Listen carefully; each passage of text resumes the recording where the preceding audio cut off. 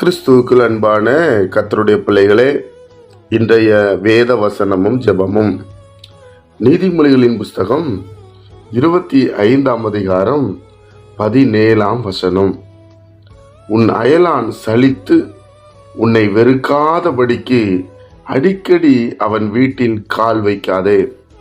என் அன்புக்குரியவர்களே, இந்த வேத புஸ்தகத்துல நீதிமொழிகளும் பிரசங்கின்னு ஒரு புஸ்தகம் இருக்கிறது.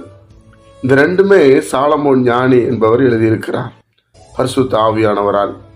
அதை நாம் வாசித்தோம் என்றால் எப்படி ஒரு குடும்பத்தில் நடந்துக்கிடணும், எப்படி ஒரு உறவினரிடத்தில் நடந்து கொள்ளணும், எப்படி நம்ம கடவுளிடம் கர்த்தரிடம் நடந்து கொள்ள வேண்டும் என்பதை ரொம்ப அழகா பரிசுத்த ஆவியானவர் நமக்கு எழுதி கொடுத்திருப்பார். பாருங்க, உன் அயலான் சலித்து உன்னை வெறுக்காதபடிக்கு அடிக்கடி அவன் வீட்டில் கால் வைக்காதே. எவ்வளவு ஆலோசனை பாருங்க. இந்த வேத புஸ்தகம் எவ்வளோ நமக்கு ஆலோசனை கொடுக்கிறது. இப்படி ஒவ்வொரு வசனத்தையும் நம்ம வாசித்து பார்த்தோம்னா நம்ம என்ன செய்யணும், என்ன செய்யக்கூடாது, நம்ம எப்படி இருக்கணும், எப்படி இருக்கக்கூடாது. பிரியமானவர்களே, மற்ற புஸ்தகங்கள்லாம் கதை புஸ்தகங்கள், இது வரலாறு, கர்த்தருடைய நாமத்தினாலே கர்த்தர் எழுதி கொடுத்தது. இந்த வசனத்தை படிக்கும்போது பரிசுத்த ஆவியானவர் நமக்கு உதவி செய்வார். நீங்கள் அதன்படி நடக்க வேண்டிய கிருபைகளை உண்டு பண்ணுவார். மற்ற புஸ்தகங்களுக்கும் இதுக்கும் நிறைய டிஃப்ரெண்ட் இருக்கிறது. தேவனுடைய பிள்ளைகளை, நான் நிறைய புஸ்தகம் படித்திருக்கிறேன். ஆனால் எந்த புஸ்தகத்தினுடைய அந்த கதைகள் எனக்கு ஞாபகத்துக்கு வருவதில்லை. ஆனால் இந்த புஸ்தகத்தை படிக்கும் பொழுது எனக்குள்ளே அனல் மூழ்கிறது, எனக்குள்ளே இதுபடி நடக்கணுங்கிற எண்ணம் வருகிறது.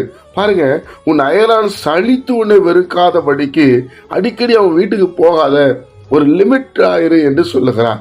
என் அன்புக்குரியவர்களே, இப்படி நமக்கு ஒரு தகப்பனை போல ஒரு நல்ல ஆலோசனை, நம்ம வாழ்வதற்கு வழியை இந்த வேத புஸ்தகம் நமக்கு கற்றுக் கொடுக்கிறது.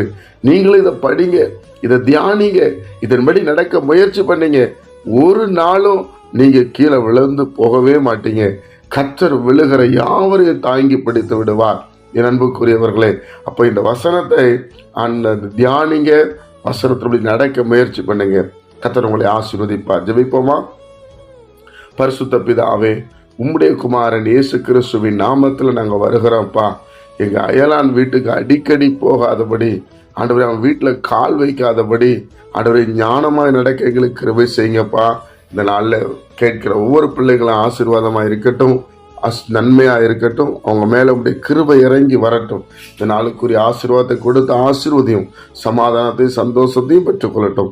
இயேசு கிறிஸ்துவின் மூலமாக இந்த ஜெபத்தை எடுக்கிற நல்ல பிதாவே, ஆமென்.